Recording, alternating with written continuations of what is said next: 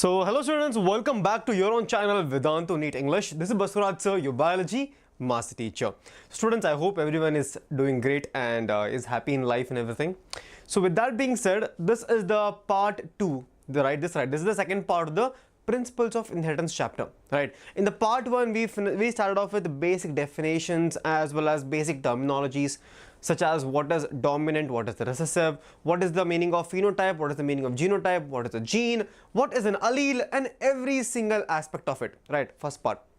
In the first part, we also finished, that is your monohybrid cross as well as dihybrid cross. The 3 laws of Mendel's, that could be starting off with your purity of gametes, law of dominance, as well as law of independent assortment, and all of that was done. Now, even the chromosomal theory of inheritance also was done in the first part. Now, students, I would highly recommend you watching the first part before starting the second part, because obviously the basics is very important. Students, quickly let me know in the chat if I am audible and visible to all of you. Quickly let me know in the chat if I am audible and visible. Now, students, this is the second part of the principles of inheritance chapter, and all of you should be aware of what we will be doing in today's class. In today's class, we will be completely finishing the chapter completely. We will be starting off with linkage and recombination. Very easy concept, right? Very easy concept, right? Linkage and recombination. After that, we'll be doing something called as pedigree analysis, sex determination, as well as the entire disorders in today's class. Entire disorders, polygenetic inheritance, what is pleiotropy, everything in today's class.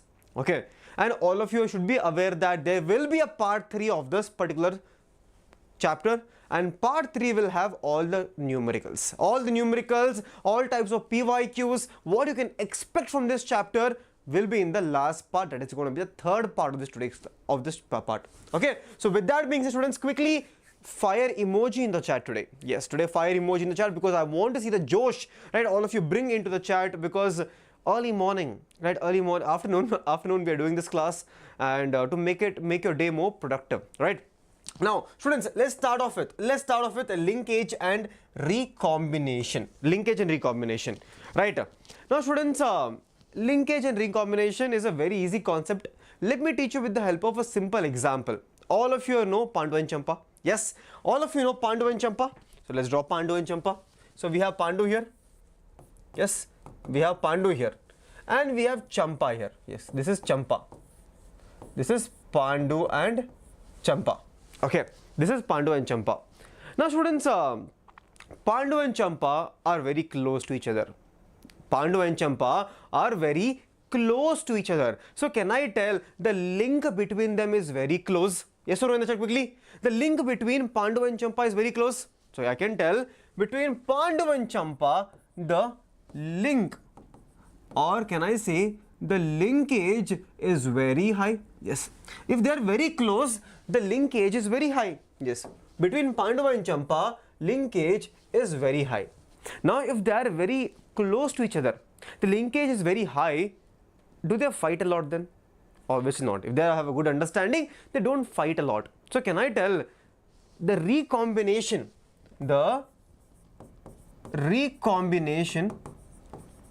is going to be very low. Yes, they don't fight a lot. Because the linkage is very high. The recombination will be very low between Pandu and Champa. Yes, recombination will be very low. Now, imagine Champa is going somewhere. Let's write down. This is Pandu. This is Champa. Now, imagine Champa is going to her village. Now, we have one more character here. Called as Sampa. Now, this Sampa is trying to talk to Pandu. Now, between Sampa and Pandu, is there any linkage? Obviously not. Between Sampa and Pandu, there is no linkage, because they barely know each other. So, can I tell between Sampa and Pandu, the linkage is going to be very low? Yes, if the linkage is going to be very low, right? If linkage is going to be very low, will they end up fighting somewhere? Yes. So, can I tell between Sampa and Pandu, recombination is going to be very high? Yes. So this is what happens even inside your body. Even inside your body. Let me explain with the help of a chromosome now. Let me explain with the help of a chromosome. Students, this right here is a chromosome. This right here is a beautiful, one second, let me draw the chromosome. This right here is a chromosome. This right here is a chromosome, students. On this chromosome, do we have genes? Yes, we have genes. On a chromosome, we have genes. For example, on this chromosome X, the same chromosome on which, who worked on? Can anyone tell me? Who were the scientists who gave the experimental proof for chromosomal theory of inheritance? T.H. Morgan. Yes. Chromosome X. We have three different types of genes. Gene A, Gene B, as well as Gene C. Gene A, Gene B, as well as Gene C. Yes, there are three genes here. Okay. Little bit fat, huh? It's fine. Okay, there are three genes on this chromosome X. Now, students, chromosome A and B. Can you see chromosome A and B? Are they very close to each other? Yes. The chromosome A and chromosome B are very close to each other. Can I also tell chromosome A and chromosome B are tightly bound? They are tightly bound. Yes. Chromosome A and chromosome B are tightly bound. Yes. Yes. Tightly bound here? Yes. So chromosome A and chromosome B are tightly bound. So can I tell between chromosome A and chromosome B, the linkage is going to be very high? So what will happen, students? Tell me, if chromosome A and chromosome B, the linkage is very high, what will happen to the recombination then? Tell me in the chat now quickly. If between chromosome A and chromosome B, if they are very tightly bound on a chromosome, the linkage is very high, the recombination will be very low. So recombination will be very low.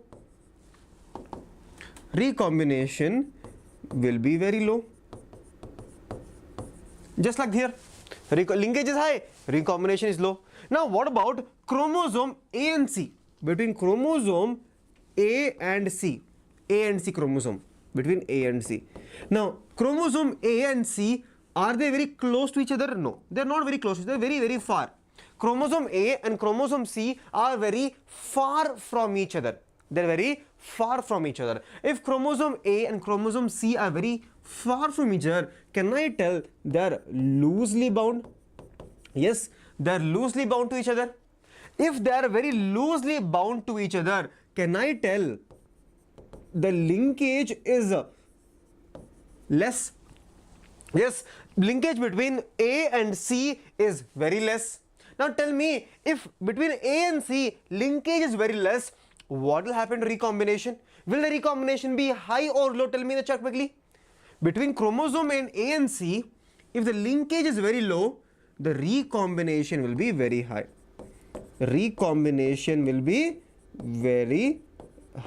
So what do you understand from this, students? From this you understand that from the entire chromosome A and chromosome C, you understand that the entire arrangement here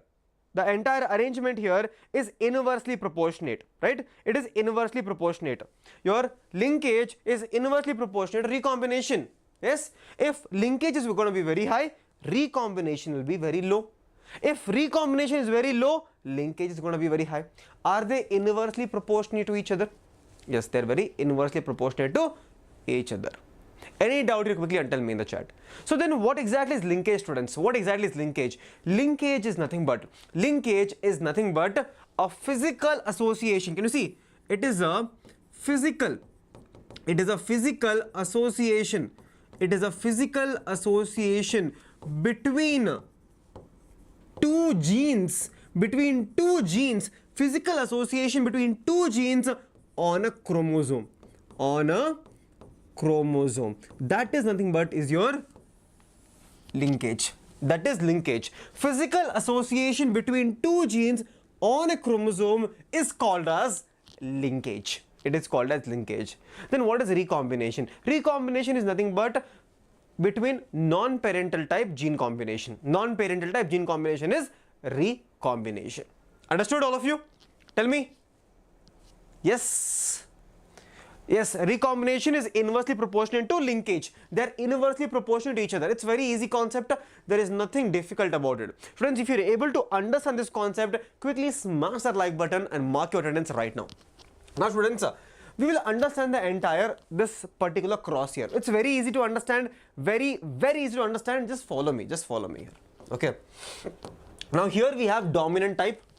We have, this is the dominant and this is recessive. This is recessive. This is cross A, this is cross B. Cross A, cross B. What exactly is happening in cross A? In cross A we have dominant type is brown body and red eye. Recessive character is yellow body and white eye is the recessive one here.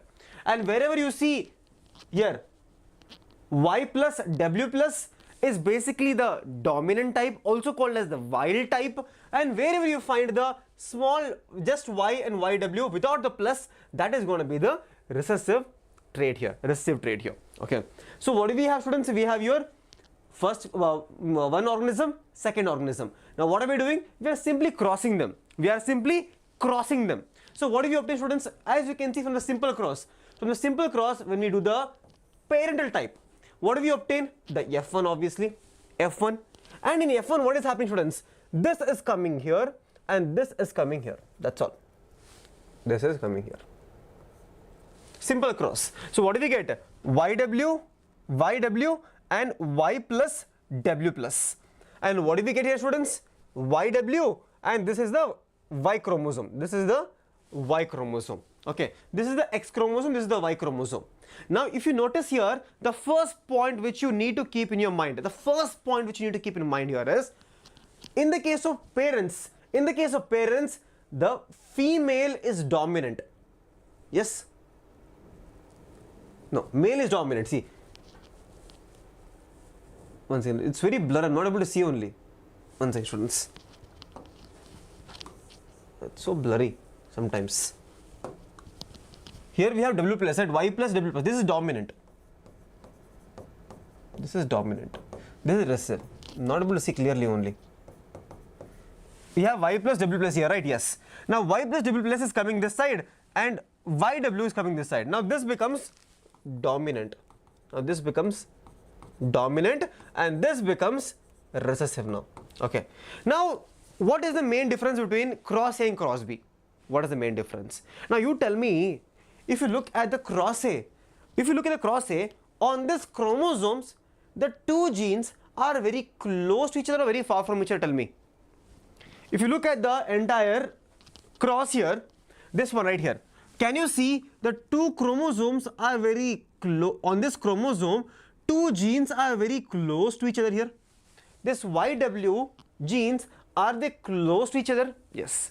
So can I tell the linkage between the two genes on the chromosome in the cross A, linkage is very high. Can you see, students? Can you see? The linkage is going to be very high. They are very close to each other. It means they are very tightly bound. Linkage is very high. Recombination is very low. Yes. Can you see how much is the recombination percentage? Recombination percentage is just 1.39. Just 1.39. Very close to each other. So if the two genes on a chromosomes are very close to each other, the linkage is very high, recombination is very low. Simple. Now if you look at the cross B, right? If you look at the cross B right here, cross B is mainly based on your eye color and wing size. Now here if you notice, the two genes on a chromosome, are they close to each other or are they far from each other? Simple. Look at it. Look at the cross B. If you look at the cross B, you can easily notice that the two genes on this chromosome are far from each other. They're far from each other. So can I tell if the two genes on a chromosome linkage is very low here? In this case right here, students, linkage is low. If linkage is less here, what happens to the recombination? obviously then recombination will increase. So can you see here, recombination is 37.24. 37.24. Simple it is. It's very simple. You understand now? Entire thing. There's nothing difficult about it. The only thing we should remember here is cross A is depicting body color, eye color. Cross B is depicting eye color and wing size. What is the significance here? The main significance which lies here is the proximity of two genes on a chromosome. Are they close to each other or are they far from each other? If they are close to each other, linkages will be high, recombination will be very low. If they are very far from each other, then the linkage will be low, recombination will be automatically higher. Recombination will be higher. Understood, all of you? Understood? Very simple, right? Now students, there is one simple formula here which you need to remember, that is recombination frequency. Write down this formula, and we'll be using this formula in numericals. We'll be using this formula in the entire numericals when we'll be doing. Okay? We'll do numericals. Now students, what did we understand here? Morgan observed two genes did not segregate independently of each other. So from here onwards, chromosomal theory of inheritance, sometimes they do not follow Mendelian genetics. See here, the F2 ratio deviated from the 9:3:1 ratio. See, from the Mendel's cross, we understood that the F2 ratio in a dihybrid cross is going to be 9:3:1. But that is not always the case. When it's not the case? It is not a case when the two chromosomes are very far from each other. Okay? See here.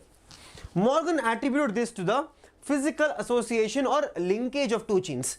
When they are close to each other, linkage is high, recombination is low. When they are very far from each other, linkage is low, recombination is high. Simple. Now, use the term recombination to describe the generation of non-parental gene combination. When genes are grouped on the same chromosome, some genes are tightly linked, low recombination. Some genes are loosely linked, very far from each other. Recombination is always higher.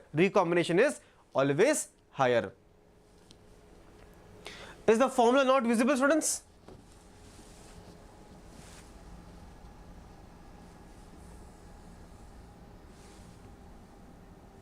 Now, I believe now it should be very visible. Now it should be visible, right? It should be visible now. Now genes controlling body color and eye color were tightly linked, right? They were very tightly linked and showed only a percentage of 1.3%. That is, genes are very close.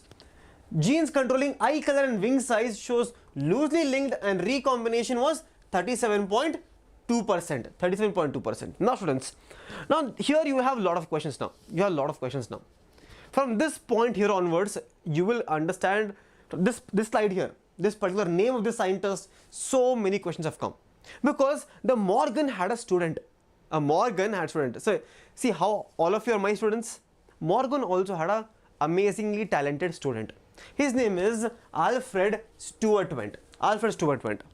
Now this scientist is very special again because he mapped the entire chromosome.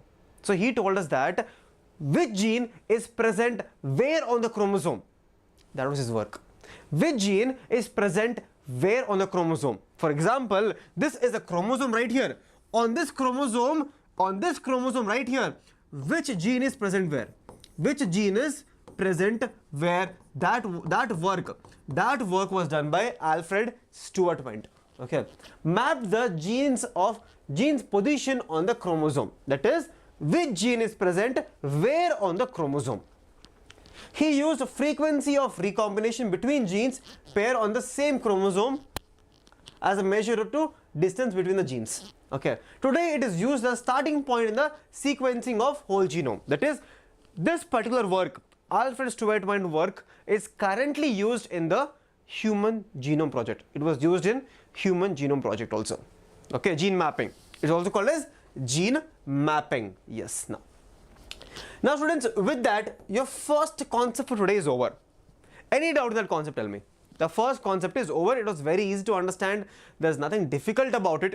Now we'll go to the second concept, that is going to be something called as polygenetic inheritance. Polygenetic inheritance. Now students, tell me in the chat quickly, Mendel's work was on which plant? Quickly. Mendel's work was on which plant? All of you tell me. Which plant? Tell the scientific name also. Tell the scientific name. Which was the plant? Quickly in the chat. What is the name of the plant which Mendel worked on? So all of you will tell me, sir, it was a pea plant. All of you will tell me, sir, it was a pea plant, also called as Pisum sativum. Pisum sativum, right? So when he worked on Pisum sativum, the first one of the main criteria or one of the main character which he considered in the monohybrid cross was height of a plant, right? All of you agree with that? Height of a plant was the first character which he used, right? Height. So he got tall plants, dwarf plants, right? Yes or no in the chat? Tall plants, some plants were very tall, some plants were very short. Okay. Now in Mendel's work, did we ever find a medium height plant? Yes or no in the chat? Tell me quickly. Did we ever find a medium height plant? See, in the case of Mendel's work, there was always two extreme conditions. Either the plant was very tall or the plant was very short. There was no medium height. But in the case of humans, do we always have one 4 feet and one 6 feet? No. Between 4 feet and 6 feet, do we have intermediate height in the case of humans? Do we have 5 feet, 5'2", 5'3", 5'4", 5'5", 5'6", 5'7", 5'8", 5'9", 5'10", 5'11", and then 6? Do we have that in the case of humans? Yes, we do. Now, such type of intermediates is explained with the help of polygenetic inheritance. It is explained with the help of polygenetic inheritance. And this polygenetic inheritance is very interesting. Because many genes are involved. Listen to me now, listen to me very carefully, students. Polygenetic inheritance is very simple. One trait, that is height here, one trait, students. One trait is controlled by many genes. For example, students, very simple. I just now told you the example. The example is going to be human height.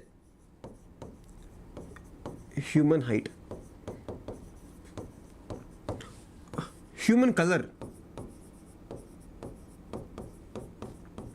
Do we have just complete light color and dark color? No. We have medium colors. We have light brown. We have so many medium colors, right? So there is no, complete extremities. We have a spectrum here. We have an entire spectrum, right? We have an entire spectrum.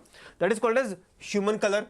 Yes, that is called as polygenetic inheritance. Now, students, you need to understand that one more thing is the polygenetic inheritance, where one trait is controlled by many genes, is also influenced.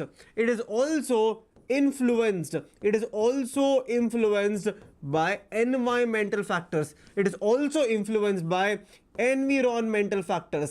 Environmental factors also play a role in the polygenetic inheritance. Environmental factor. Intelligence also is one of them. IQ, right? Now, students, you need to understand one more point here.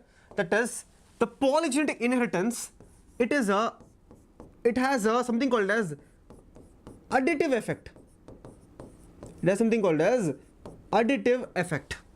Now, what is this additive effect, students? Let me tell you with a quick example. For example, students, here we have one gene. We have gene A, we have gene B, and we have gene C. We have 3 genes here. Let me tell you.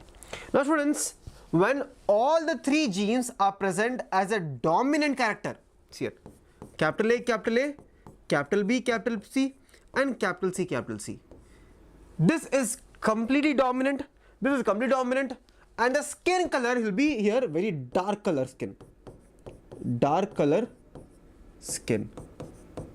Now here what happens is then we have small a, small b, small c and small a, small c. It is completely lightest color skin. Lightest color skin. Now in the middle also we have many different things. For example, we have capital A, capital. One more combination. Yes. Now we have one more combination. Yes, we have one more combination. Yes. Similarly, we can also have one more combination. Small a, small b, capital C, small c. Then we can also have small a, small b, small c, small c, which is nothing but your lightest color. So what is this additive feature, students? Additive features is basically the more number of dominant alleles, more more adverse or more effective is the trait. Understand? So more number of dominant alleles, additive effect, dark skin. Less dominant, light skin. In the middle we have many intermediates, and intermediates will vary depending upon the number of dominant alleles present. Is this point clear to all of you? Tell me in the chat quickly now. Easy? Right? Very easy to understand. This is called as polygenetic inheritance. This is called as polygenetic inheritance. Did all of you understand? This is called as additive effect, and there is always intermediates here, and one gene, one trait is covered by many genes. So one trait is governed by many genes here. That's all. Now students, next concept is going to be pleiotropy. The next concept is going to be pleiotropy. Pleiotropy is completely opposite of polygenetic. See, in the case of polygenetic, we had one trait, many genes. One trait, many genes, but in the case of pleiotropy, a single gene, students, a single gene will have many phenotypic expression. It will have many phenotypic expression. Many phenotypic expressions. One gene will have multiple phenotypic expression. A single gene, many phenotypic expression. A simple example is going to be phenylketonuria. A simple example is going to be phenylketonuria, which we'll be talking about in later today's class. We'll be discussing about phenylketonuria in today's class. Okay? In today's class. Phenylketonuria. Phenylketonuria has multiple phenotypic expression. It is a single point mutation. Okay. What happens here is multiple phenotypic expressions can be seen, such as darker pigmentation, yes, mental retardedness. Multiple phenotypic expression can be seen here. Okay, reduction in hair, all that can be seen here. Okay, phenylketonuria, which we will discuss in later in today's class only. Every single Mendelian disorder we will discuss in today's class. Don't worry about that. Okay, that is pleiotropy. Students, next concept is called as sex determination. Ready? The next concept is going to be sex determination. Very easy to understand. Now in sex determination there are many two categories. In sex determination there are mainly two categories, but one more is there, third one also I'll tell you. But broadly speaking there are only two categories. Okay, broadly speaking there are only two categories.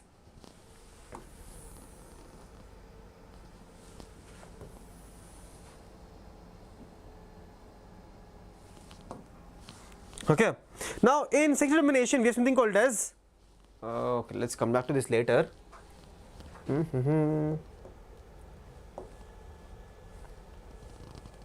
One second.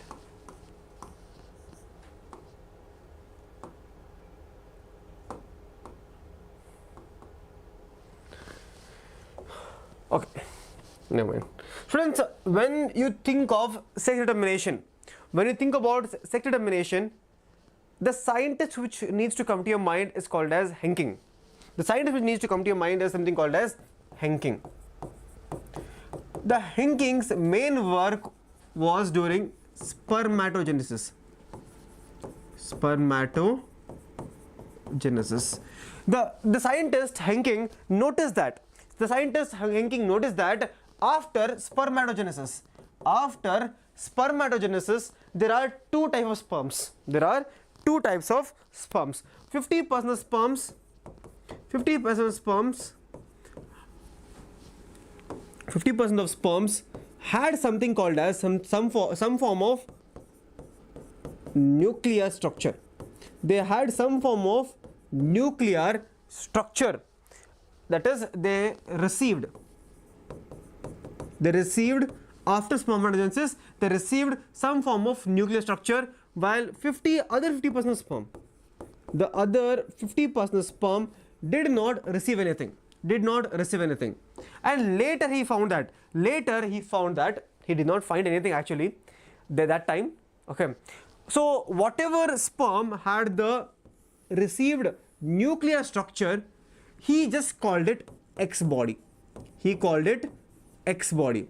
Obviously, if something is unknown, they'll obviously call it X body, right? Yes. So he called it X body. So later on we got to know this X body is nothing but the X chromosome. It is nothing but the X chromosome. So this was a scientist's small theory which he had, that 50% of sperm has some form of nuclear structure and 50% of sperm did not have anything. And the structures which had the 50% of sperm, we call it the X structure. Okay, X body. He called it X body. So that's why we have XX and XY. Yes, XX and XY. This was the X one here. Okay, this was the X one here. Okay. Now students, next question. Next is the actual sex determination. We have, broadly speaking, we have two types. There is something called as male heterogamety. Male heterogamety, as well as female heterogamety. Female heterogamety. Now, what is the difference, friends? What is the difference? Listen to me very carefully. In the case of male heterogamety, here, right here, in the case of male heterogamety, the male chromosomes are two different chromosomes. Example is humans, X and Y. Yes, males. In the case of male heterogamety, males determine the sex of the offspring. The offspring is going to be male or female is decided by the male chromosomes. Example, you understand. Example is humans. Best example is humans in male heterogamety. Humans, in the case of humans, there is X, Y and XX. XY in the case of males, XX in the case of females. So the sex of the baby or the offspring is decided by the males here. In the case of humans. The same type of male heterogamety is also observed in the case of grasshopper. There also they have something called as XX and X0. XX and X0. Okay.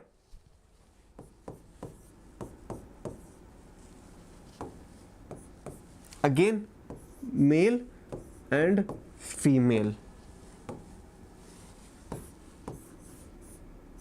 Okay. Now students, what is the female heterogamety now? What is female heterogamety? In the case of female heterogamety, the egg decides the sex of the child. The egg decides the sex of the child or the progeny here, The best example is birds as well as butterfly.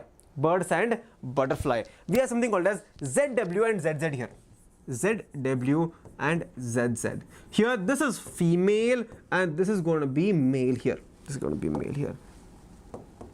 Here. This determines the sex of the child. This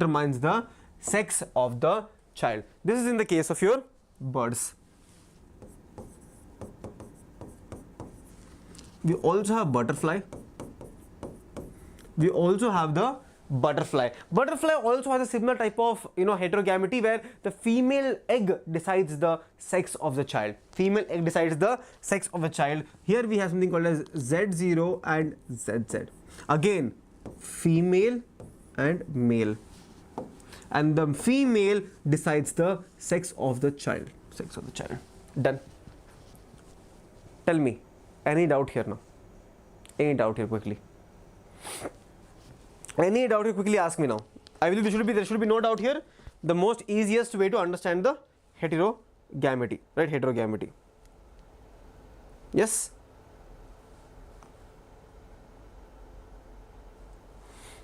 The sound is audible. Yes, it's audible, right? Friends, quickly smash the like button. I have seen you're not marking your attendance. If you're new to the channel, quickly mark your attendance and you'll understand it very better. Okay, quickly mark your attendance. Now, students, there's one more beautiful concept. There's one more beautiful concept called as haplodiploidy. Haplodiploidy, which is seen in the case of honeybees. Ready? Because this is very freaky. You'll understand it in the first time you understand it, you'll be like, what is this happening? What is even happening? It is so good. Okay, understand this concept now. Tell me. Sex determination in the case of honeybee. In the case of honeybees. Now, students, let me tell you the main basis of sex determination. The main basis of sex determination in the case of honeybee is the number of chromosome. If there is a diploid set of chromosome, it is going to be a female. Single set of chromosome, it is going to be a male. You understand? Let me teach you. Friends, remember, in the case of honeybee, 2n is going to be 32. 2n is going to be 32. Understand? It's very easy, very easy to understand. Listen to me very carefully. 2n is going to be 32 here. Just remember this. Okay, just remember this. So, for example, we have male here. We have male. And we have the female. Here. Okay. The male will produce the sperm. Okay. The female will produce the egg. Okay. What is the number of chromosomes? Number of chromosomes of male is going to be n is going to be 16, and here n is going to be 16 again. But understand this. Here the female is going to be 2n, that is 32, and the male here is going to be n, and it is going to be 16. So how will you produce 16? Obviously with the help of mitosis.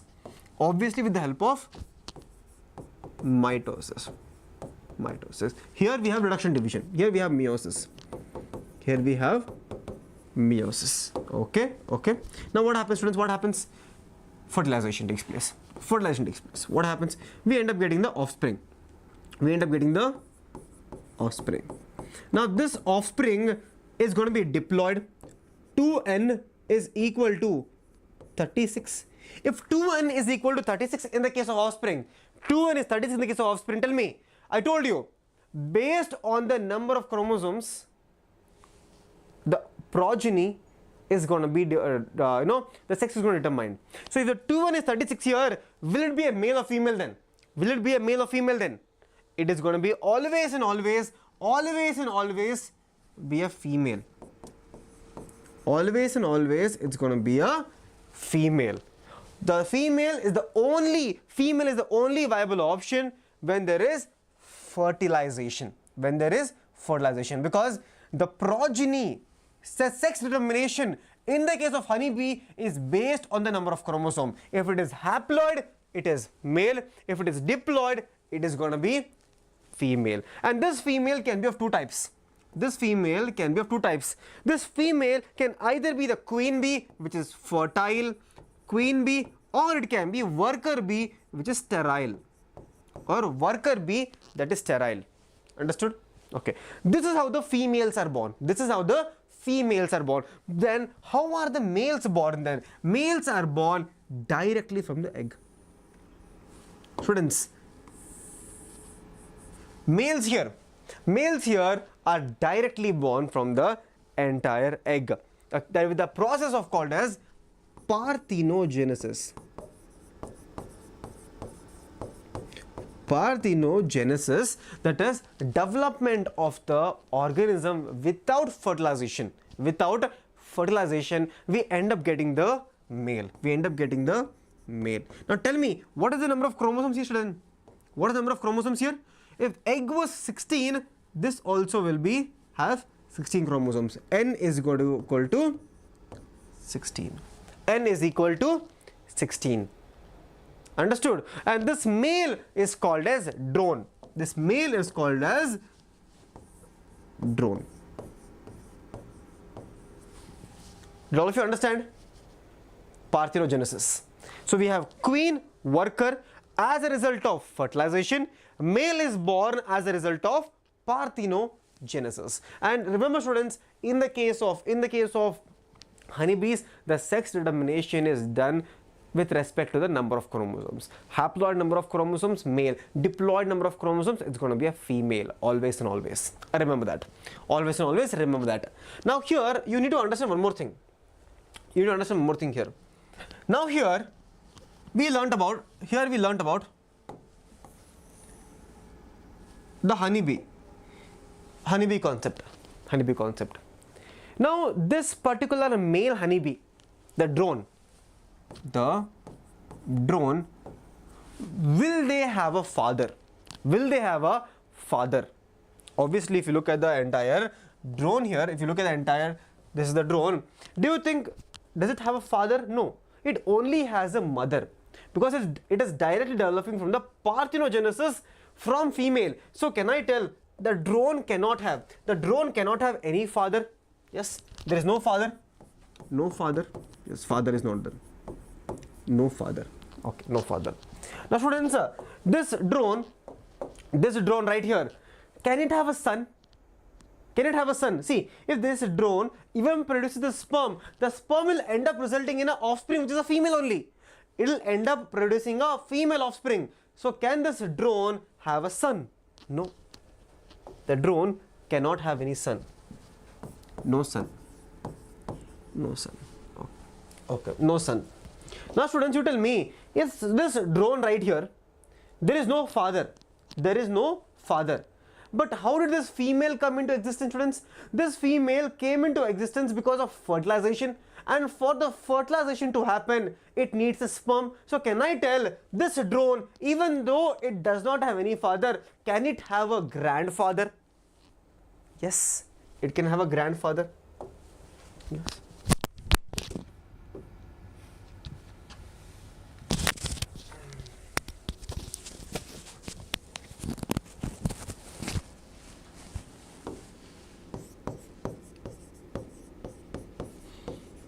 Grandfather is there? Yes, grandfather is there. No? Grandfather is there. Yes, grandfather is there. You all understand? Even though, see, this is the drone. It does not have any father, but it has a mother. But how did the mother come into existence? The mother came into existence because of fertilization. And if this mother has to come into existence, that fertilization needs to happen with the help of a sperm and a male. So it can have a grandfather. Okay. Now you tell me, this drone right here. Okay. It will produce sperm. It will produce an offspring. The offspring is going to be a daughter. So it cannot have a son. Obviously, it can have a daughter, but it cannot have a son. But can this female eventually give rise to a son? Yes. So can it have a grandson? See, it cannot have a son here, but this female can undergo parthenogenesis and produce a son. Yes. So can I tell it can have a grandson? Have a grandson. This is the story of the drone. No father, no son, but it can have grandson and grandfather. It can have a grandson and grandfather.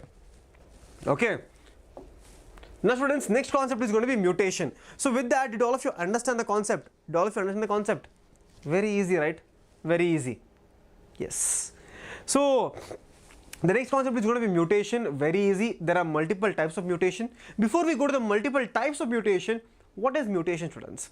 Mutation is nothing but it is the alternation in the genome, alternation in the DNA. Yes. What is mutation? Alternation in DNA sequence. It is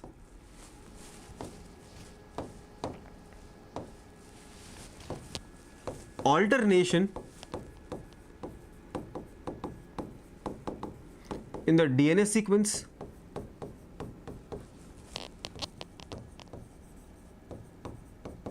yes. Now this alternation, can it be inherited?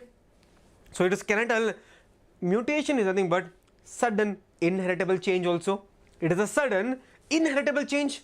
That also is correct. It is a sudden inheritable change. Now students, you need to understand there are multiple types of mutation. Okay, multiple types of mutation. Okay, there are mainly three types actually. Mainly three types of mutation. Mainly three types of mutation here. Three types of mutation. Okay. The first one is called as genomatic change. Genomatic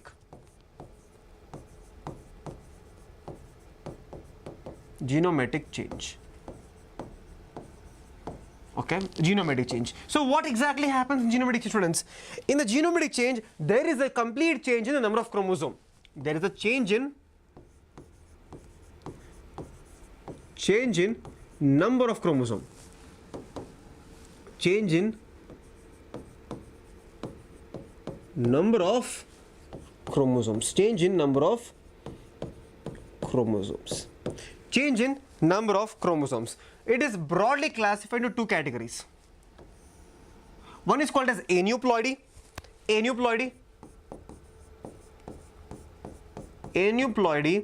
Other one is called as euploidy. In case of euploidy, the entire set of chromosome is changed. In the case of euploidy, entire set of chromosomes, entire set, one entire ploidy, for example N, entire 23 chromosomes, one set of chromosomes is changed, changing chromosome. Okay, then what is aneuploidy? Aneuploidy can also be of two types. Aneuploidy can also be of two types: hypoploidy and hyperploidy.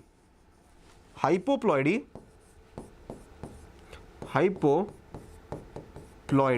and hyperploidy. What exactly is hypoploidy, students? In the case of hypoploidy, in the case of hypoploidy, there is decrease in number of one or two chromosomes, just one chromosome or two chromosomes, decrease in number of chromosome. Example, best example is Turner's syndrome. In the case of Turner's syndrome, that is XO arrangement, one X chromosome is missing here, so that is called as aneuploidy, hypoploidy. One chromosome is missing, Turner's syndrome. Now in the case of hyperploidy, there is an increase in number of chromosome. Down syndrome, trisomy of 21, Klinefelter syndrome, that is XXY condition. Yes, Down syndrome as well as your Klinefelter syndrome. XXY condition, or your trisomy of 21. In 21st chromosome, one chromosome is extra. So in the case of hyperploidy, one chromosome is high. So all of this can lead to mutation. Mutations. And that we will study them under chromosomal disorders. Okay, all three of them here. Chromosomal disorders. The second one is called as chromosomal aberration.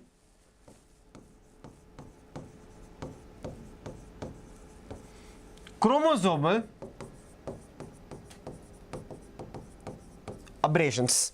Okay, chromosomal aberrations. Now what exactly happens in chromosomal aberration, students? In the case of chromosomal aberration, there is a change in the chromosome structure, gene number or sequence. Changing chromosome structure basically is changing chromosome structure. Change in chromosome structure. Change in chromosome structure or the gene number, or even the sequence sometimes. Simple. Okay. The last one is called as your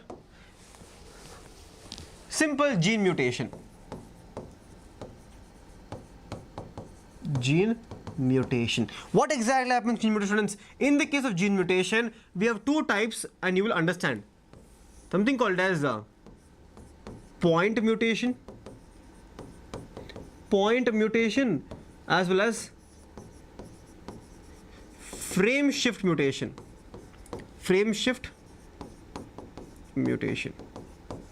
Okay, this you will learn in other chapters. This you will learn in molecular basis of inheritance, which you will learn it there. This is called as mutation, and you will learn more detail there. Okay, so any doubt in the following mutation? Genomatic mutation, change in number of chromosome, aneuploidy, euploidy. Euploidy, entire set, aneuploidy, hyperploidy, hypo and hyper. Hypo, decrease number of chromosome, example is Turner syndrome.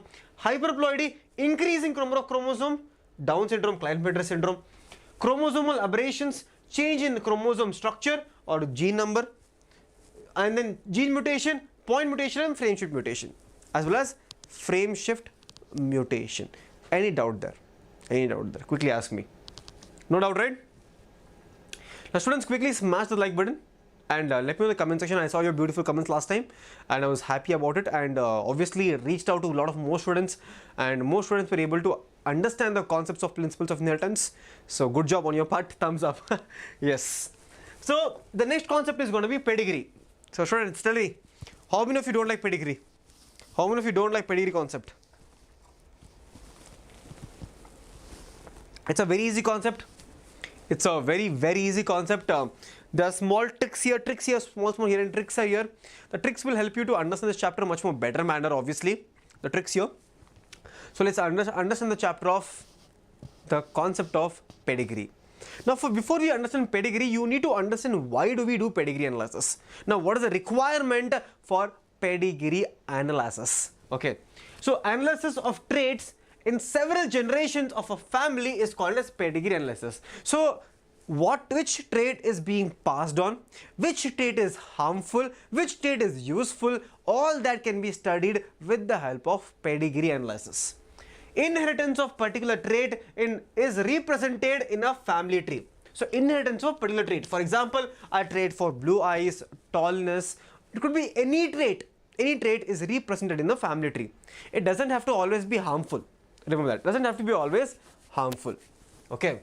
Now, in human genetics, it provides a strong tool to help in tracing the inheritance of specific trait, abnormalities or disease. So this is one of the applications. One of the applications of your pedigree analysis is the disorders. You can identify the disorder and cure them, or keep them in check. Okay.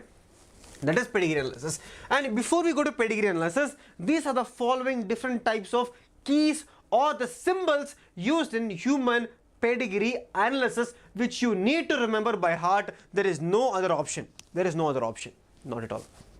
For example, for male it is square, female is round. Sex unspecified is much more kite or rhombus shaped. Then we have affected individuals are in rend. Mating is always one line. Mating between relatives, that is consensual mating, is 2 lines. Parents are always given above. Below are the children. Okay. Affected children, red. 5 unaffected offspring. So if the number is given, you need to know number 5 is given. Okay. So students, they will directly ask you questions from this particular paragraph. Direct question. You can see a question like, they'll give you any of the following symbols and they'll ask you what is what.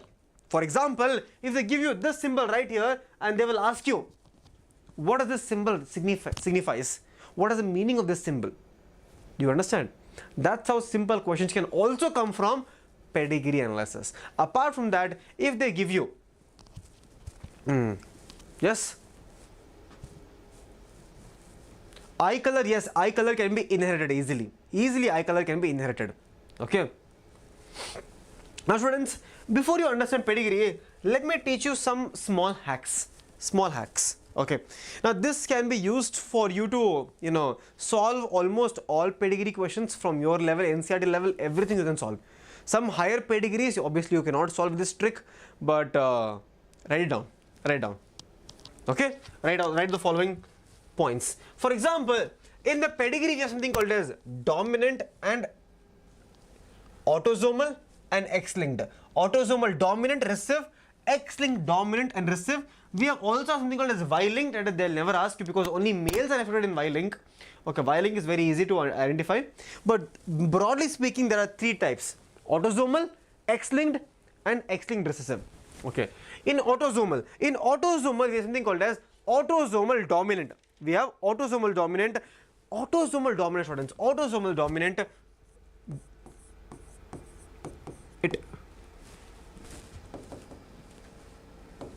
Autosomal dominant trait. In the case of trait, they do not skip generation. Do not skip generation. If a disease is autosomal dominant,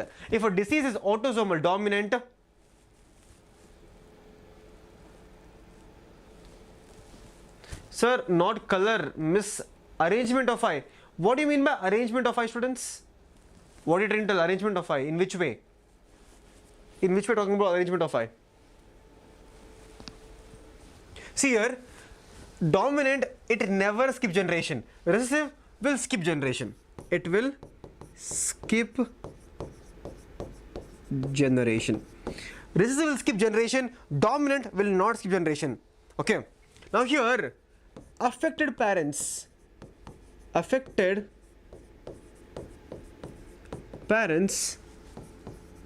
can have unaffected children.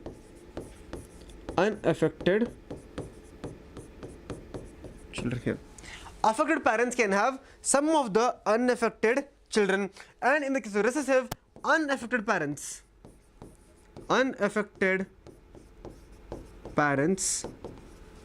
can have affected children. That is for your autosomal dominant and autosomal recessive. Okay. Now what about X-linked dominant?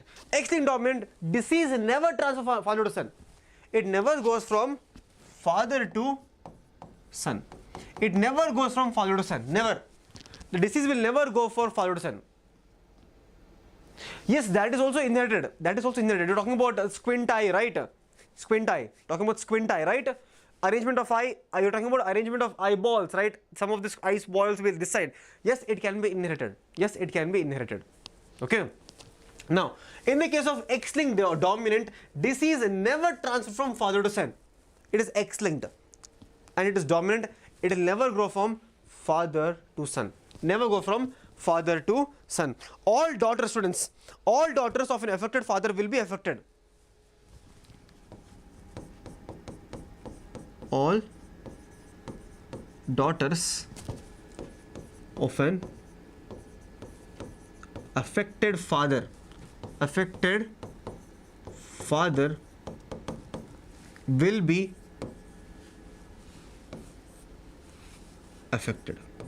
will be affected. Because in case of father there is X and Y chromosome, and if it is a daughter, obviously the X chromosome will go. Yes, obviously the X chromosome will go. So they are always affected, right? They will always be affected, and more females are generally affected here. In the case of X-linked dominant, more females are generally affected here. More females are more affected here. Now what about X-linked recessive? X-linked recessive is very simple. More males are affected,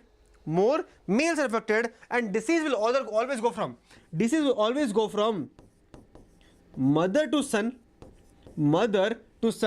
and father to daughter. Always mother to son and father to daughter. Okay. I should remember, in the case of X-linked recessive, students, in the case of X-linked recessive, the disease will never go from father to son. It will never go from father to son. That is for your X-linked recessive. Okay. Now Y-link, obviously, Y-link is always from father to son. Only males are affected. Female cannot be affected there. Okay. That is Y-linked. Learn this try implementing this in all the questions, and then you see the magic. In NCERT, there are two options are given. The two pedigrees are given. The first one is going to be your autosomal dominant. Autosomal dominant, it is myotonic dystrophy here. Can you see? This is a PYQ. This is not mentioned in any of the paragraphs. It is not mentioned in any of the paragraphs, but it is given right here. That is, pedigree analysis of autosomal dominant is going to be myotonic dystrophy. Students, let me tell you, from your NCERT, students, you need to understand that is when it comes to biology, NCERT is your Bible. And if you notice, question can be asked from any part of NCERT. It doesn't have to be always NCERT line. In fact, question can be asked from your NCERT diagrams. Not just the diagrams, it can be asked from NCERT legend. For example, it's right here. Can you see? This particular pedigree represents the autosomal dominant disease. And the example given here is myotonic dystrophy. And this example is not given in any of the part of the NCERT other than this. It is not given in any diagram. It is not given in any paragraph. Only in a legend of a diagram. So that is the importance of NCERT when it comes to biology. So read your NCERT at least 4 times or 5 times before your examination. Okay. Now, autosomal recessive trait is given by sickle cell anemia. Sickle cell anemia is autosomal recessive. Autosomal recessive is sickle cell anemia. So please learn this. Okay. You want to take a screenshot? Don't worry, the notes will be given, you know, right? The entire notes will be given. If you notice, yesterday all the notes were uploaded, and after today's class only, these notes will be available on Telegram channel. These notes will be available on Telegram channel. Okay. If you go here, BASAVARAJ SIR Biology, all the notes will be available to you today only. Don't worry. Okay. Now, friends, next, the last part of the chapter. The last part of the chapter, friends. We are here. End is near now. End is near. The last part of the chapter is genetic disorders. Ready? Ready, students? Tell me in the chat quickly.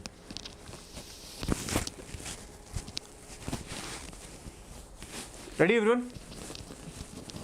Students, before we start genetic disorders, can we take a 5 minutes break? I will drink some. My water is over right now, and I want to drink some water and come. We will. Class right now is 11. It's right now 1:30, 1:20. We will start at 1:25 or 1:30. 10 minutes break. We'll take a 10 minutes break and we'll come back. 1:30 exactly will start. Okay. 1:30 will exactly start.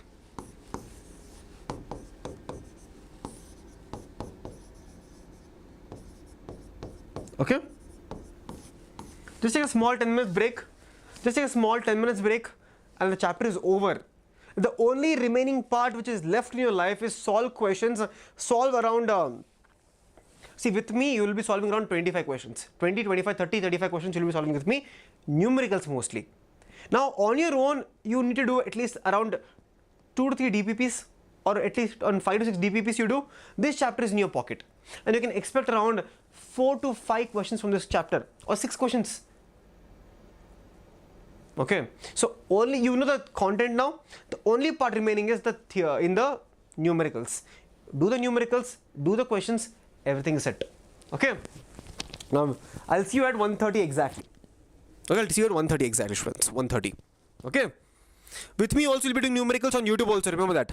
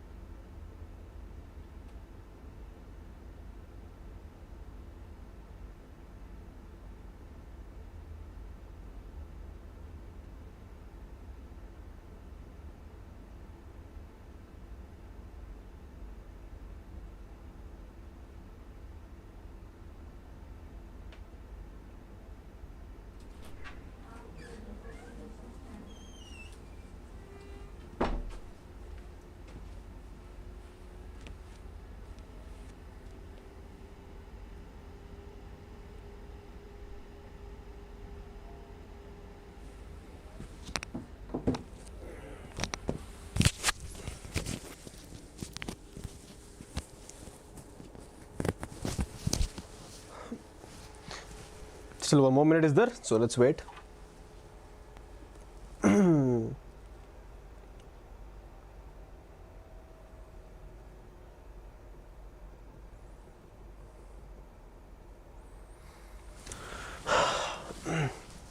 Students, quickly, 1 second. Students, quickly, green hearts in the chat, because let's increase some josh, and we'll be doing the last part of today's class where a lot of questions can come from. And let me know in the chat if you want to solve at least around 3 numericals today. Do you want to solve at least 3 numericals today based on the disorders? Do you want to? Because I have some numericals, or I think I have 3 numericals on disorders, and I will show you that. But apart from this, I have so many numerical students. Trust me, the numerical class is going to be a blast. Okay, numerical class is going to be a big blast, because numericals from here is a little tricky also. Some of them are very tricky, some of them are easy. Okay, some of them are easy, some of them are very tricky. Okay, now students, let's start with genetic disorders. Now students, can we first of all classify them? Students? Can we classify the entire disorders into 2 broad categories? Yes, 2 broad categories, such as your Mendelian disorders. First one is Mendelian disorders. Yes, Mendelian disorders.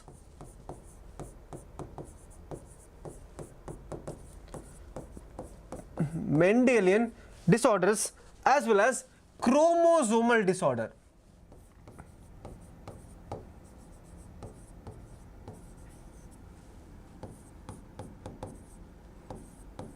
Chromosomal disorders. Okay, now under Mendelian disorder, students, it can be again broadly classified into 2 categories. Broadly classified into 2 different categories. Okay, the first category is called as your autosomal. The other one is sex-linked. Okay, autosomal and sex-linked, or can I say sex chromosomes? Sex-linked or sex chromosomes. Okay, now this autosomal can also be further divided into dominant and recessive. Dominant as well as recessive. Now students, tell me, I told you previously, autosomal dominant, there is a single example given you in NCERT. Autosomal dominant, there is a single example given you in NCERT for autosomal dominant, that is nothing but your myotonic dystrophy. Okay, myotonic dystrophy.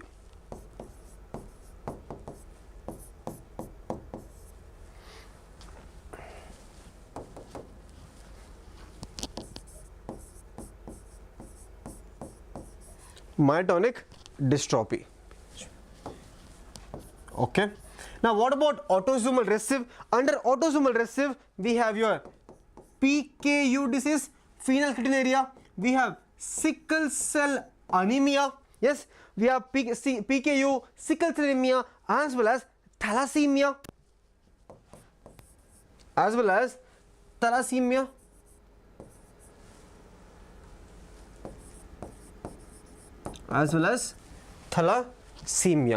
So under dominant we have myotonic dystrophy, under recessive we have PKU, sickle cell anemia, thalassemia, as well as thalassemia. Now under sex linked we have color blindness,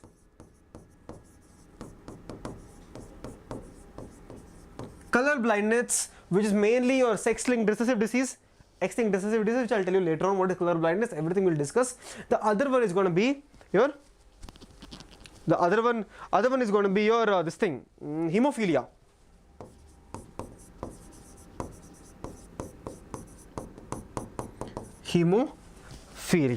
Now under chromosomal, all of you know, under chromosomal we have 3-1, Down syndrome, Turner syndrome, Klinefelter syndrome. Down syndrome, Klinefelter syndrome,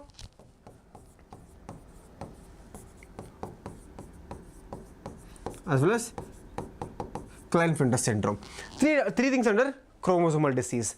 All of them will be doing today's class. Very easy to understand. There is no difficulty whatsoever. There is no difficulty whatsoever here. Okay, no difficulty whatsoever. Clear? These are the ones which is given you NCERT also. Okay.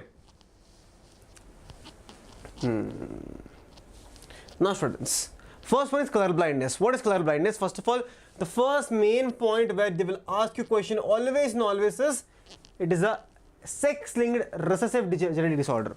Sex-linked genetic disorder. Okay, what exactly happens here? So color blindness is very simple. Very simple, that is, a particular human is not able to distinguish between what is red and what is green.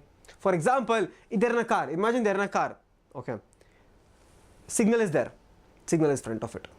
The signal is red or green, sometimes they can't even tell, because they cannot tell which is red and which is green. Now all of this is caused because of your defect due to mutation in a gene present on the X chromosome. So the entire color blindness is due to mutation in the X chromosome. Mutation in the X chromosome. Males suffer more when compared to females. Females are usually carriers here. Females are usually carrier here. Okay. Now the main mutation, when the mutation happens in the eyes, there is something called as rods and cones. That gets completely defective here. That becomes completely defective here. Okay. Mutation in the X chromosome. Now here is a simple question. Here is a simple question. Tell me the answer. I will give you exactly 1 minute. Your time starts now. Okay. If a colorblind man, marries, this is C, colorblind man marries a girl with normal vision, what will be the offsprings? What will be the offsprings? You need to tell me in the offsprings, will the offspring be 50% be normal vision or will they be affected? Time starts now. Go. Time starts now. I'll give you 1 minute. Think and tell me. I'll give you exactly 1 minute. Okay.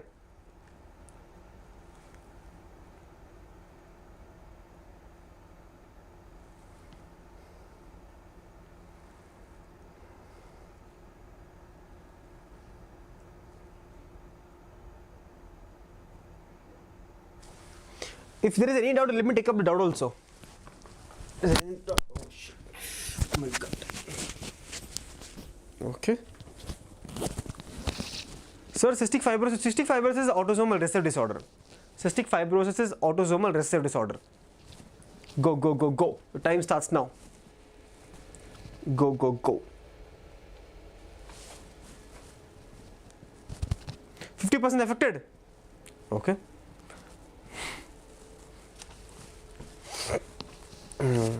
Okay, first let's write the female here. Let's write the female vision here. Female is normal. Okay, let's write normal female. Normal female affected male.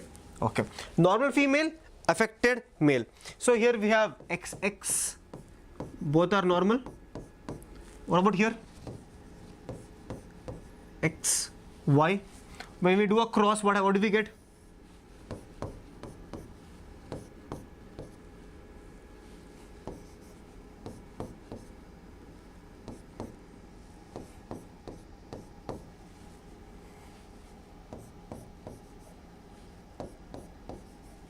Tell me, what do we get now?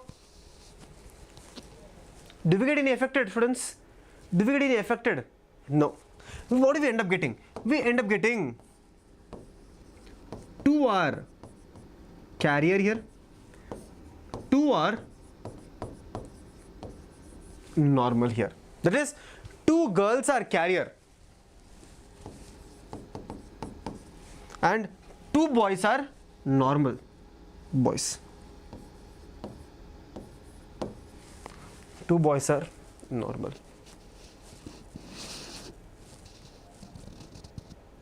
One second. Did I make any mistake anywhere?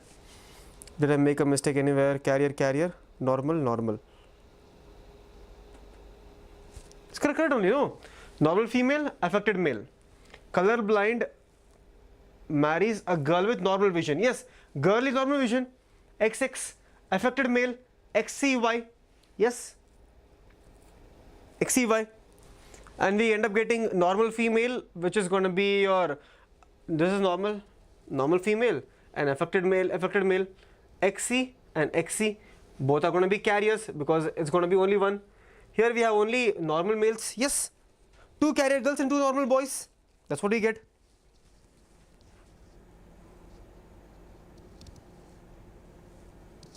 Did all of you understand, or should I repeat again? Here we have basically all are going to be, 2 are going to be carrier, 2 are going to be normal. Did all of you understood? Should I repeat again? One more question you want? One more question you want? Tell me. Students, trust me, I have around 15 questions like this. 10 to 15 questions are there, but I don't have all of them now. I have to obviously make them up. Okay, I have one more question. I'll give you one more question from this. Okay, and trust me students, in the examination you might get such questions. You need to be prepared for them. Similar type of questions you can expect even for hemophilia also. Okay, one more question. You want to do one more question? Do you want to do one more question? You want to do? Okay, let me show. Let me write down. I have the question written somewhere. Let me show you. Question is very simple. Question is okay. If a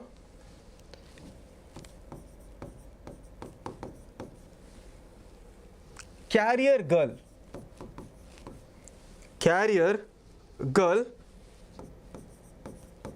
now marries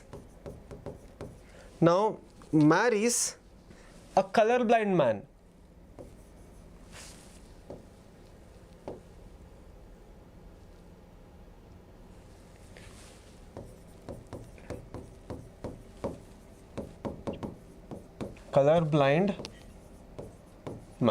So if a carrier girl now marries a colorblind man, the offspring will be,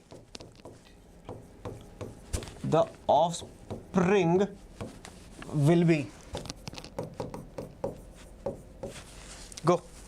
Tell me the percentage. How many of them will be affected? Percentage of affected, percentage of carrier, percentage of normal. Go. Okay. Time fast now. Go. Take 1 minute and solve this question.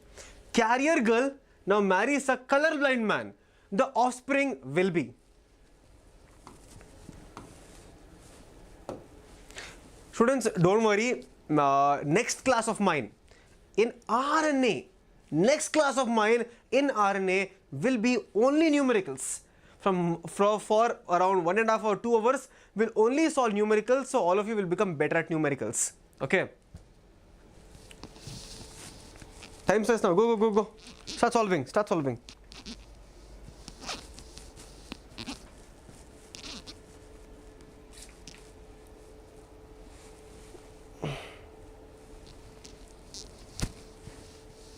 Done?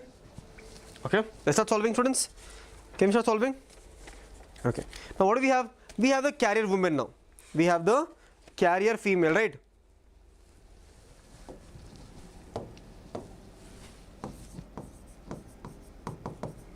Carrier woman, and we have the colorblind man.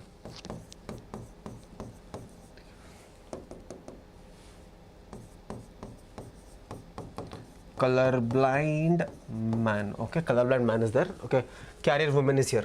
Okay, what is going to be the gametes here? Write down. Carrier woman. Carrier. She is a carrier. XX. Gametes is going to be XX. Color is colorblind. So, what will be the gametes? Okay. Do the cross.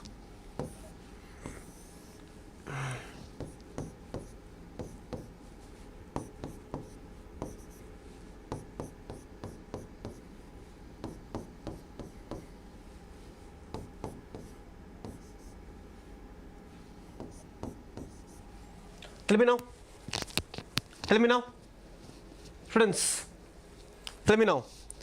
Here,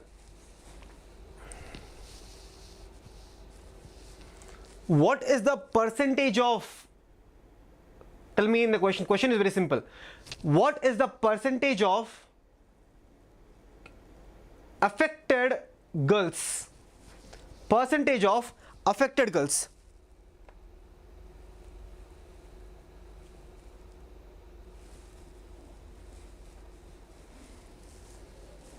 Percentage of affected girls.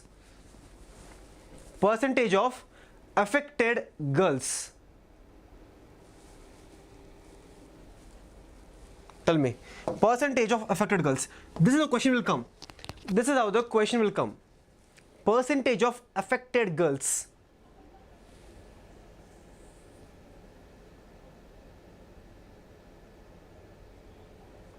Affected. Students, this is how you can go wrong. This is how you can go wrong. Let me tell you. When we talk about girls, tell me how many girls are there? When we talk about girls right here, how many girls are there? Tell me how many girls are here? How many of them are girls? How many girls are there? 1, 2, 3, 4. How many girls are there? Tell me how many girls are there, first of all, tell me. There are 2 girls here. Yes. This is a girl and this is a girl. Out of these 2 girls, 1 girl is affected. So out of 2 girls, if 1 girl is affected, what will be the percentage? 50%. 50% girls are affected.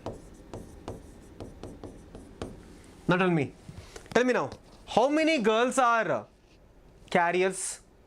How many girls are carriers now? Tell me. Out of these 4, how many girls are carrier? So out of these 2 girls, only 1 girl is carrier. So can I tell 50% of girls are carriers?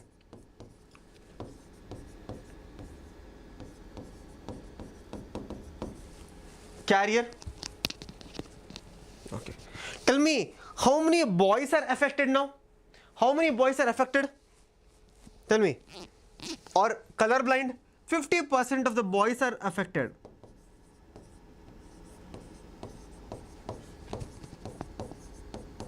Yes, here. Out of the 2 boys, 50% are affected. 50% are normal. Okay. Now I asked, the reason I asked, no, I asked you girls and boys. When we talk about progenies, then it is 25%. If out of the 4 progenies, how many are affected progeny? Tell me. That is the question now. Out of these 4 progenies, how many of them are percentage of affected? Then it will be 25%. Then it will be 25%. Progenies. I am talking about boys and girls separately. So read the question carefully. When I am asking the question or reading the question, read the question carefully. What exactly it is asking? Is it asking the boys or the girls or the entire progeny? Okay. So don't go wrong there. Don't go there. Depending upon the question, what exactly is the question asking? Do all of you understand now how the question can come from here? That is the colorblind. That is the other colorblind questions. Do you want to solve more questions? Yes, I know. So I don't have any question. I only had 2 questions written down with me. But we'll solve one question, hemophilia. We'll solve one question, hemophilia. Similarly, students, I have many questions on hemophilia, colorblindness, recombinance frequency, gene mapping. Many questions from incomplete dominance, many questions from codominance, many questions from polygenetic inheritance. Do you want to solve all those questions? If yes, I want to know in today's video only when. See, there is no point. See, today also I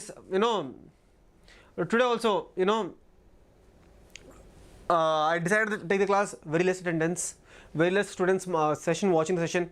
So if you are not sharing the session, if you are not commenting on the session, how much of energy, see, to prepare all this question, it takes a lot of time. So if I'm putting so much of efforts, I want same thing in written. So let me know in today's video if you want a separate numerical session, because no one does it. If you check on the YouTube, no one wants to take the risk. No one wants to take the risk of giving so many numericals for free. No one does it.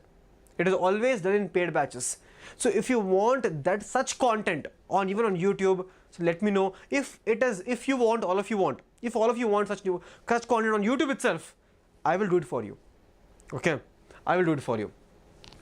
My next session is going to be on numericals only. Before I teach the next chapter, we will do numerical session on YouTube only if all of you show the support. Okay. So with that being said, let's go to the next disease.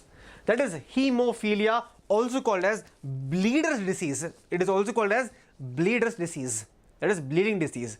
So this disease is basically a quantitative disease. One small cut and the person will keep on bleeding. The person will keep on bleeding. One small cut, the person will keep on bleeding. Okay. So basically it is a sex-linked recessive disease. It is a sex-linked recessive disease. A single protein, AIG protein, anti-hemophilic globulin protein, AIG protein, that is part of cascade of protein involved is for blood clotting is affected. So there is no blood clotting, the person will keep on bleeding. When numerical session? Next week, not this week. This week I won't be here in Bangalore. So next week my first session on YouTube, I think next Tuesday, not this, next Tuesday I'll take a class. Okay.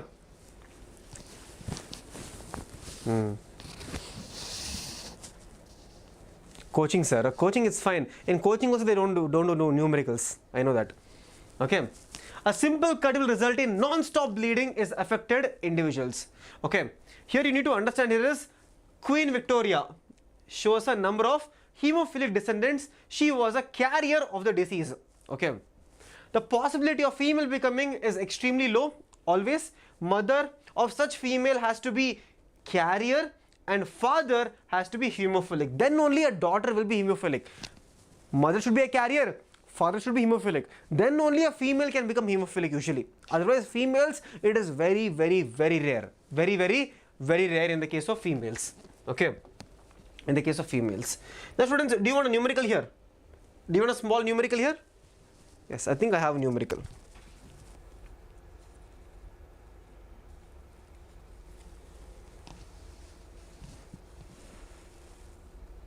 Okay. If a normal man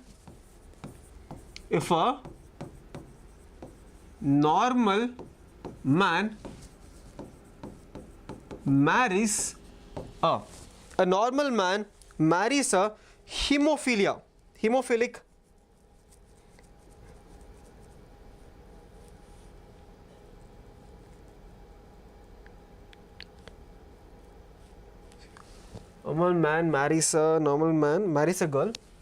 marries a girl who is carrier,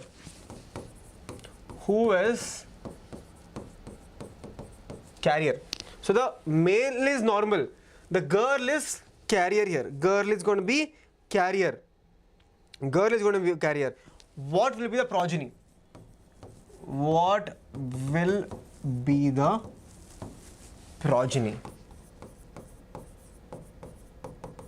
Percentage. You should tell me how many of them will be normal, how many of them will be carrier, or how many of them will be hemophilic, how many of them will be normal. Time starts now, go. Simple question. What will be the progeny? Tell me in ratio now. In ratio. Ratio between normal, carrier, affected, as well as your normal. A normal man marries a girl who is carrier. What will be the progeny? Simple question.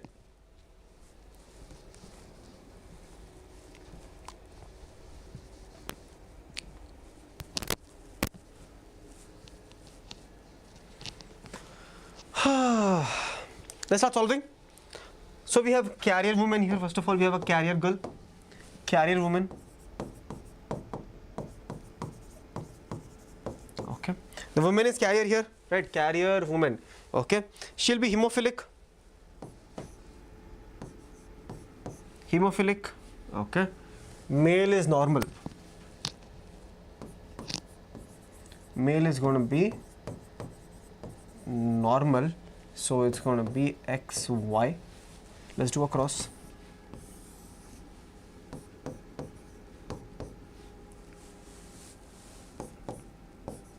Yes. Simple cross now. Can you do it now? From here, can you do it now?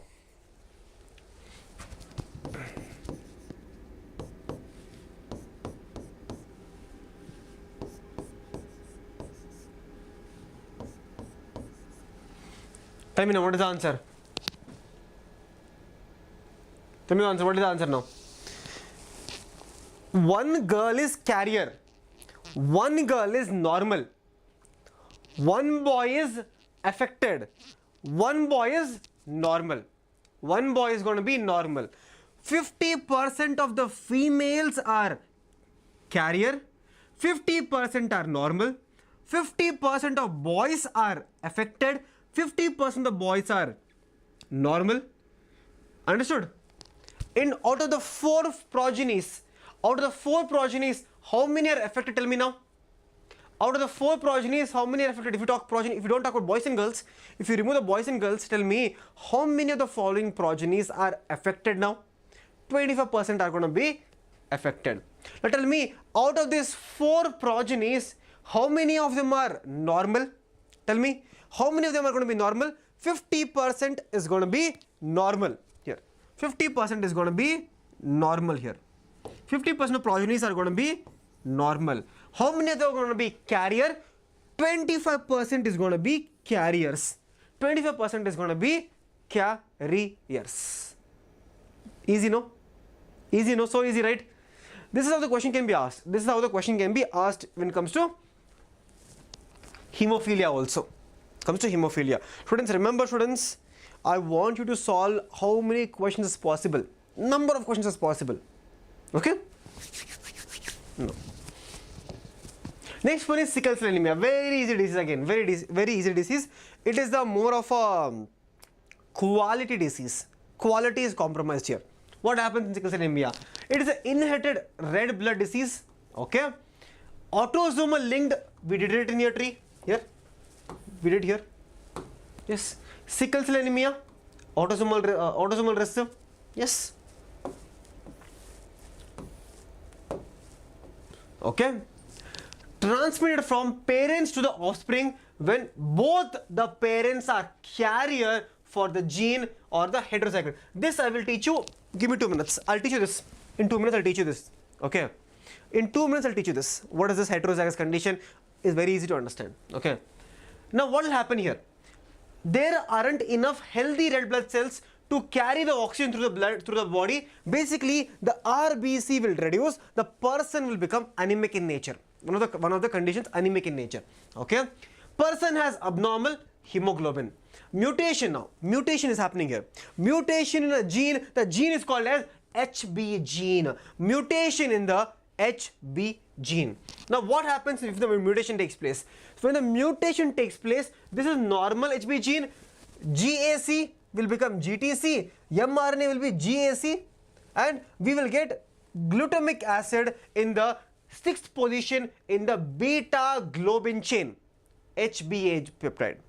Now, what happens in sickle cell HB gene? In the case of sickle cell gene, your adenine is replaced by thymine. Adenine is replaced by thymine here. Adenine replaced by thymine here. Okay.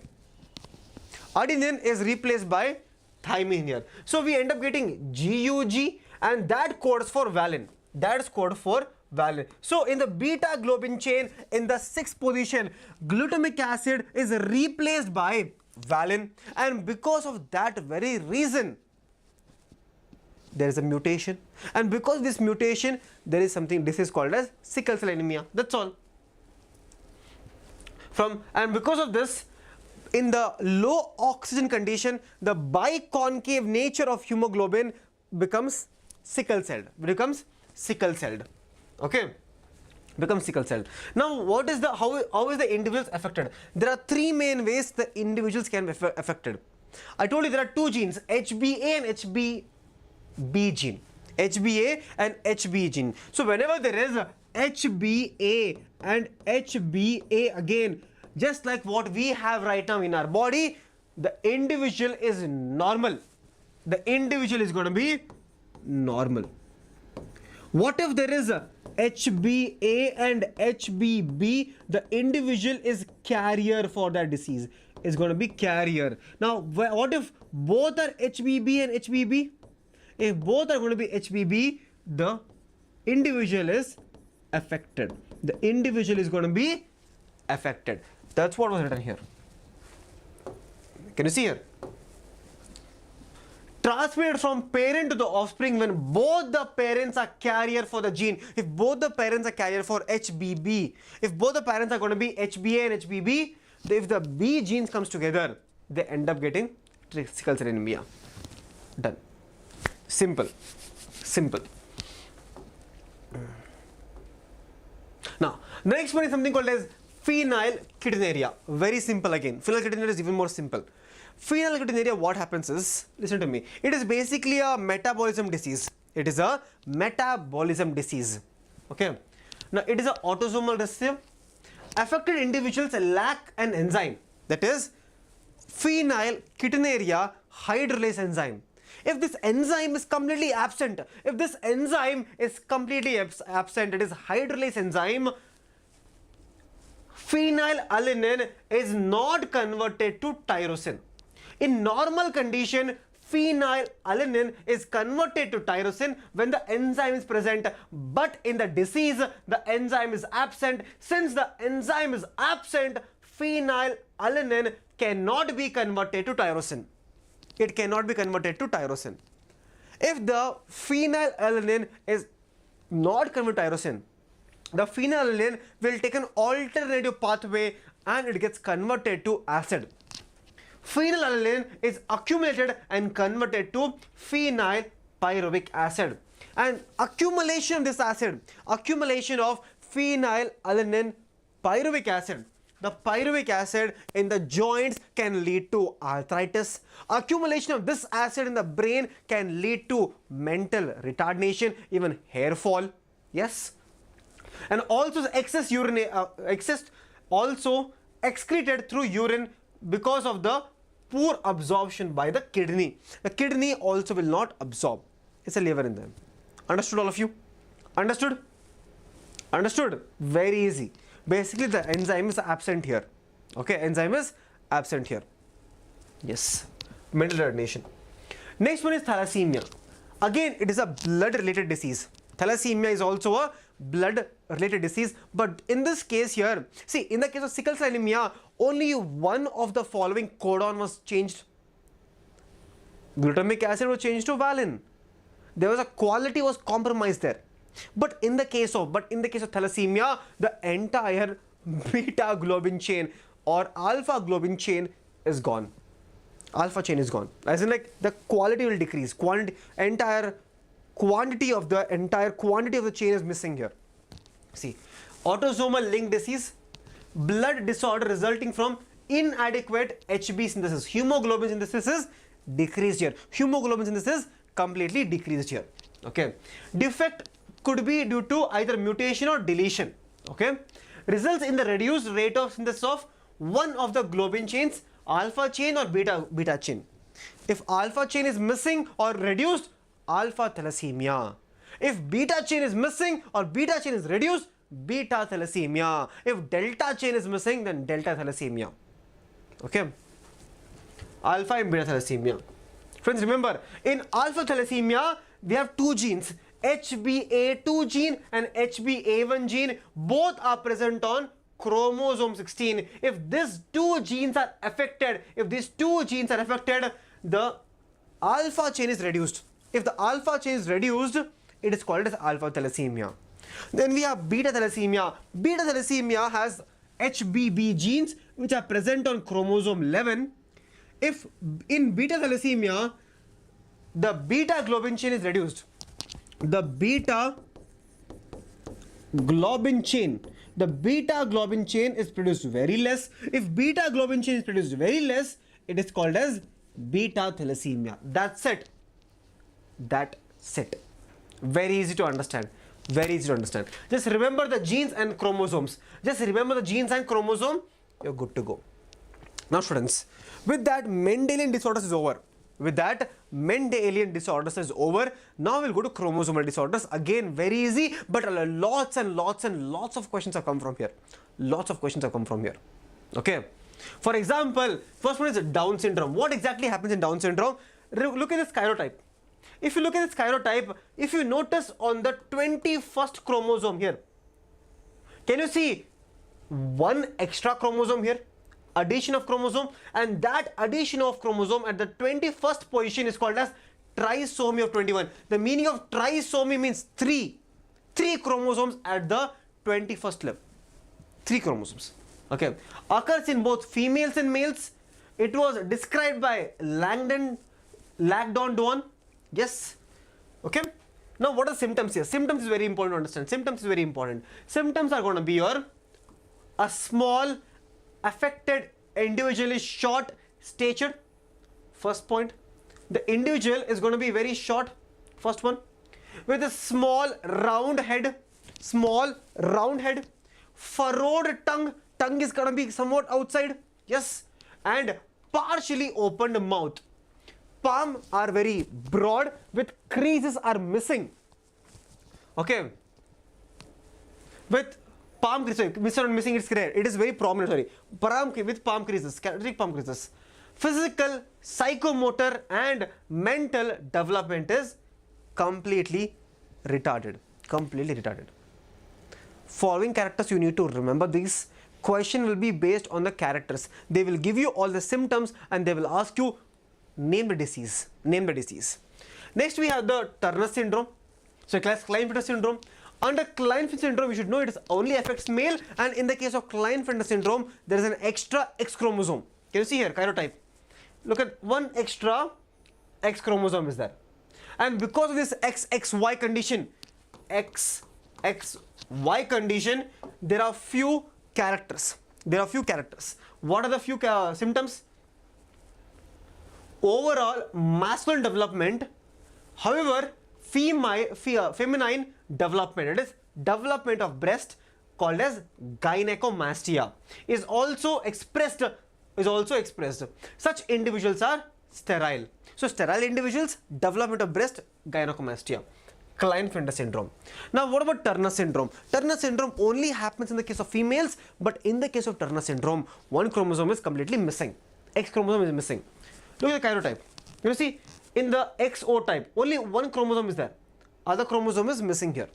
It's called as XO type. Now what are the symptoms again? Symptoms is very simple. Such females are sterile. Point number 1. Ovaries are rudimentary. Besides other features including lack of other secondary sexual characters. Secondary sexual missing, ovaries are rudimentary, female is very short. That's all. The chapter is over. And with that, the chapter is over. You realize. So students, understand what is linkage, what is going to be the diseases, because one question from disease is going to be there. Okay. Understand polygenetic inheritance, understand pleiotropy. Every single point, students, I have explained today very clearly. I hope you're able to understand all of them. If there is any doubt regarding any point in today's class, let me know in the feedback, in the comment section. And students, if you want a numerical class, that also let me know in the comment section, because it takes a lot of effort. If I'm making a video, if I'm coming and teaching you for 2 hours, it demands a lot of energy and demands a lot of attention. It demands a lot of hard work. So only if you are able to put in the similar hard work, then only we will also work hard. Okay. So let me know in the comment section how was today's class. And students, if you want to be part of Vedantu's paid batches, as well as, online and offline, but you do not have the financial aid for it. For example, sometimes obviously it happens, money is not there. So for such students who are very smart and also want to be part of Vedantu's paid batches, we have a scholarship exam. Yes, we cannot let go. We always believe in merit, right? So at Vedantu, we make sure that merit is given to the right person. So we have a scholarship exam called as NCERT exam, which is coming up. NCERT exam is coming up. In this exam, you will be writing a test, mock test basically. Okay. After writing the mock test, if you get a good rank, you will get an all India rank. If you end up getting a good rank, you will get up to 100% scholarship from Vedantu for both online and offline batches. Up to 100% scholarship. Apart from that, imagine if you could not get 100% scholarship, there are other gifts also. There are other gifts. For example, you can end up getting a universal trip, entrepreneur masterclass, iPhone, iPads, PlayStation, drones, everything we are giving only and only if you are willing to write this exam and you end up getting good marks, the exam is going to be free, students. Exam is going to be free. Exam is going to be completely free of cost. Free of cost exam. It is not going to take anything out of you. You are not even asking a single rupee from this. It is only an opportunity to give it to all the students, give it back to the community, give it back to the students who are smart, who are very intelligent, but who cannot afford to join paid batches or offline batches of Vedantu.